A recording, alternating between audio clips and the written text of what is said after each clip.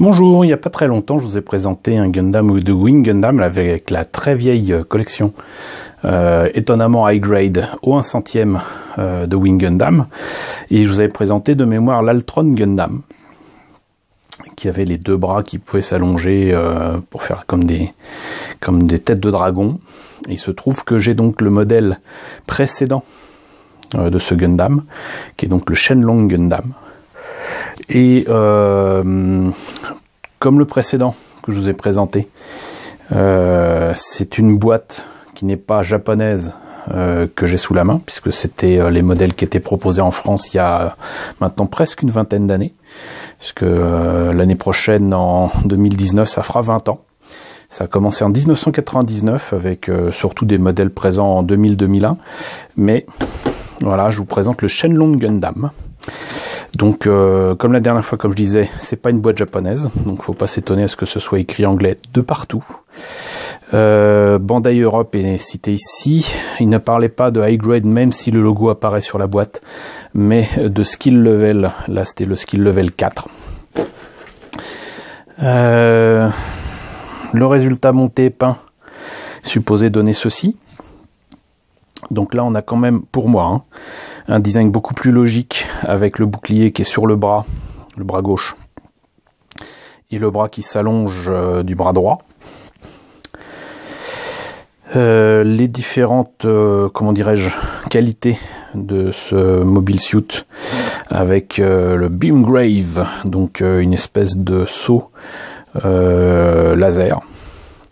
Le bouclier du Shenlong, Fighting Sight, alors je sais pas trop ce que ça veut dire, mais sinon bon bah les grosses tuyères dans le dos. Comme je vous le disais, là on a donc le logo HG pour high grade, bien que ce soit du 1/100e. Et enfin là donc on a encore d'autres images du modèle monté et peint devant, derrière. Je trouve qu'il a quand même franchement de la gueule avec sa jupe un peu à la Rigdom. Et la présentation des deux autres modèles qui étaient visiblement disponibles à la même échelle, donc le Wing Gundam normal, le premier, et le Gundam Deathscythe qui a grave de la gueule, mais qui aura encore plus de la gueule dans les deux autres versions qui existent autour de ce Gundam, et que j'aurai certainement plaisir à vous présenter un jour ou l'autre. Donc voilà. Donc tout est écrit en anglais, on a fait le tour de la boîte. Maintenant on va voir ce que donne l'intérieur. Alors vous m'excuserez, comme parfois les week-ends quand je suis présent chez moi et que je ne suis pas en balade dans des conventions ou des salons, éventuellement à votre rencontre, je fais ça dans mon petit studio improvisé depuis 2 ans. Et je profite de la lumière du soleil. Il se trouve que là, on est dimanche après-midi, il est 16h. Et il fait noir comme dans un four dehors. Bon, j'exagère un peu quand même. Il fait jour, mais disons qu'on a plus l'impression à cette période de l'année qu'il est 21h plutôt que 16h. Donc ça fait très bizarre et j'ai été obligé d'allumer mes spots. J'aime pas les utiliser, mais là j'ai pas trop le choix. Je vais essayer de régler les petits problèmes de source lumineuse. Mais là, pour celui-là, ça va pas être possible. Donc on va l'éloigner un petit peu. Voilà. Et ça règle strictement rien. C'est super. Bon, j'avais déjà ouvert les sachets, donc ça tombe bien. On a là, donc, en plus, la preuve que ça date de presque 20 ans. Puisque là, on a un petit document en français de Gundam avec « Alors, es-tu prêt à relever le défi ?» Le slogan était pas si mal que ça. Et c'est marrant donc de voir le Zeta Gundam au milieu de tous ces Gundam série Wing. Je pense que j'avais déjà présenté ce document, mais il est toujours bon de revenir dessus. Donc, Skill Level 1, en fait, c'est des 1/144 et des... même pas des high grade du coup, mais du 1/144 de base. Des Skill Level 2, j'imagine que c'est qu'il y a un petit peu plus de pièces, mais c'est du 1/144 aussi. Skill Level 4, donc là on est carrément dans le 1/100e.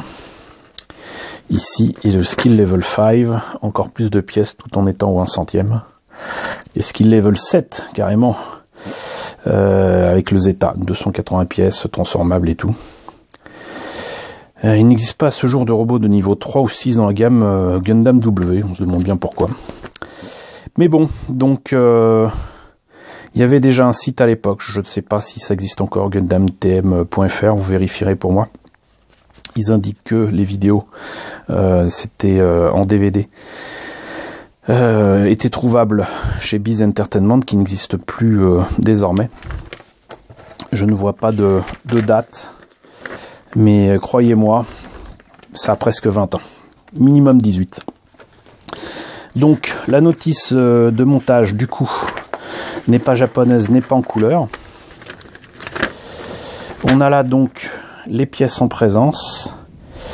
Ça n'indique pas de pièces qui ne seront pas utilisées, malheureusement pour moi.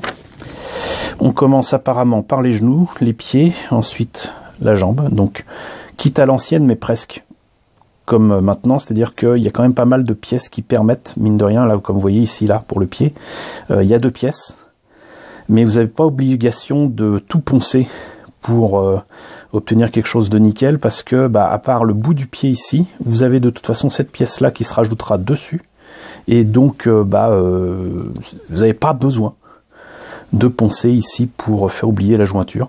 Et là pareil pour les 2 parties de la jambe, vous avez cette partie là du genou qui éventuellement fera oublier éventuellement la jointure.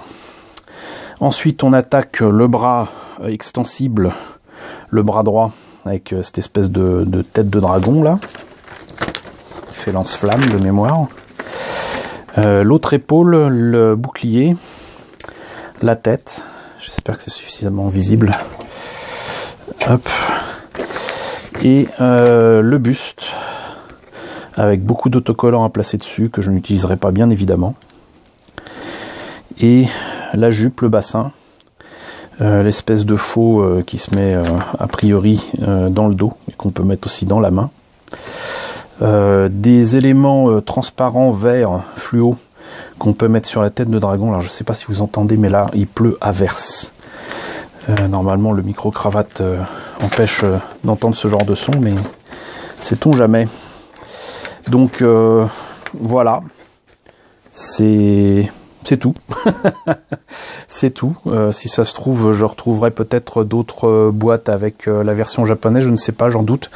Mais voyons déjà les pièces. Alors là, les pièces rouges font très plastique. Là, c'est clairement le genre de choses qui prouve qu'il faut vraiment passer à la peinture, à la phase peinture. Ça, ne serait-ce que faire une peinture, que ce soit brillant ou mat, enlèvera le côté plastique. Et ça, c'est quand même important.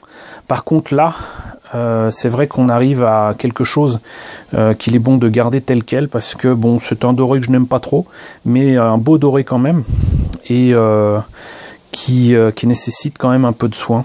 Donc par contre c'est proche, très proche du doré qu'on a dans les Gundam marqueurs. Donc du coup, s'il y a un petit peu de doré qui s'échappe de cette pièce qui au départ, comme vous voyez ici, est plutôt argentée. C'est pas le plastique qui est argenté, mais c'est la peinture. Ils ont commencé par une peinture argentée, et ensuite ils ont fini avec une espèce, je dirais, de vernis coloré jaune pour donner ce doré là. C'est pour ça que j'aime pas trop ce doré là, mais bon, il est là. Pour continuer dans les plastiques à effet, on a donc ce plastique vert transparent. C'est dommage ici qu'on ait ce genre de lentilles, d'effet lenticulaire sur cette plaque là, parce que il y avait des autocollants, si je me rappelle bien, sur d'autres Gundam qui avaient un bien meilleur effet. Donc les pièces sont pas vilaines, mais je pense que je les remplacerai très certainement par d'autres bijoux fantasy que je vous ai déjà présenté en vidéo, et ça pourrait le faire. Cependant, ils ont eu la bonne idée de mettre dans les autocollants, vous voyez, ces trucs là, si vous les mettez derrière, ça a quand même tout de suite un autre effet qui est pas vilain, mais ça donnera pas aussi bien qu'avec des bijoux fantasy. Les polycaps, alors visiblement j'avais enlevé les sachets pour justement prendre les pièces en trop, et les pièces en trop là-dedans, c'était apparemment les polycaps. Donc voilà. Les pièces bleues, même réflexion que pour le rouge. En plus là vous avez quand même un bleu très proche du bleu Space Marine que vous obtenez en bombe chez Citadel, donc faut pas hésiter à y aller. Les pièces grises d'articulation, on a très très peu. Il y a même donc finalement les tout petits verniers, les tuyères. C'est quand même tout petit. Mais des mains articulées aussi, avec l'index, le reste des doigts et le pouce ici. Alors c'est des mains qui rendaient pas mal à l'époque, mais qui au final sont très fragiles et sont pas si terribles que ça. Oh, je vois qu'en fait j'ai totalement loupé la notice de montage japonaise en dessous, on va y revenir. Donc là on a des pièces qui sont pas totalement blanches et du blanc, on va dire du blanc cassé. Voilà. Pour les jambes, j'aime beaucoup les pièces des genoux et des pieds, ça c'est quelque chose qui serait parfait en kit bâche à réutiliser. Le reste des pièces blanches, enfin blanc cassé, avec les épaules, la tête, partie des bras. Alors là je m'aperçois qu'en fait ce dont je vous parlais est là, voilà. Donc en fait il n'y avait pas à chercher. C'est certainement en fait les pièces à mettre ici, puisqu'on a là l'image du modèle monté, on va en profiter. Ça, vous voyez, ça c'est très clairement ce qui se met devant. Et les autres pièces, c'est peut-être quelque chose à mettre derrière, on va voir justement, en terminant sur cette notice. Donc là, on a quand même autre chose en termes de présentation de méca, hein, un peu comme le Shenlong, avec de très beaux dessins. Donc je vous refais pas le montage, on a déjà vu ça. Par contre, là c'est cool d'avoir en couleur le résultat monté et peint. Hein, vous voyez, ici ça a été clairement poncé. Là donc les trucs à effet, qui sont pas mal du tout. Et donc là c'est les autocollants qu'on place, et par contre on place les pièces transparentes vertes pour l'autre côté de l'épaule. Ils n'ont pas fait ça sur les deux côtés. Et donc vous voyez quand même la différence, même ici on le voit. Là c'est à l'avant, là c'est à l'arrière. À la limite c'est plus beau ici en photo. Mais en vrai, qu'est-ce que ça donnera? Moi, je pense que ça mérite quand même d'avoir des pièces identiques d'un côté comme de l'autre. Donc, je trouverai certainement des bijoux fantaisie qui remplaceront cela avantageusement. Donc, voilà. C'était la présentation du Shenlong Gundam. Un kit qui est maintenant pas super facile à trouver, hein, mine de rien, alors qu'il était présent partout en France il y a 15 ans. Il y a même 10 ans, en fait, Biz et Bandai avaient amené des kits à donner aux visiteurs de Japan Expo, et ça a été très mal organisé, puisque les livreurs arrivant en plein Japan Expo n'ont rien trouvé de mieux que de placer des palettes de maquettes au 1/100 comme ça, des cartons pleins de ces maquettes dans Japan Expo même. La nature humaine étant ce qu'elle est, beaucoup ne se sont pas gênés pour se servir et partir avec des cartons pleins. Et quand on leur faisait, comment dirais-je, remarquer que ce qu'ils faisaient n'était pas très poli et pas très honnête, on me rétorquait souvent, mais tu te rends pas compte combien c'est ces trucs-là, alors que je sais très bien combien c'était, que en gros fallait se mêler de ses affaires, etc. Alors que c'était clairement sur des stocks qu'on devait donner aux visiteurs tranquillement, qu'ils étaient en train de se servir, c'est-à-dire que tout le monde aurait pu repartir avec une maquette, et au lieu de ça, des gens repartaient avec des cartons pleins, donc avec des dizaines de maquettes rien que pour eux. C'était pas très cool. Donc tout ça pour vous dire que si vous trouvez sur eBay, sur Price Minister, sur des trucs comme ça, des kits dans ce genre-là, encore tout neuf, dites-vous que si ça se trouve, ça a été pris gratuitement à Japan Expo il y a 10 ans. Bon, certes, il y a 10 ans, mais la personne qui vous le vend ne l'a peut-être pas payé. Donc renseignez-vous d'abord pour savoir quelle en est la provenance. Et vous voyez si ça mérite vraiment de payer parfois jusqu'à 25 €, quelque chose qui a ni plus ni moins qu'été volé.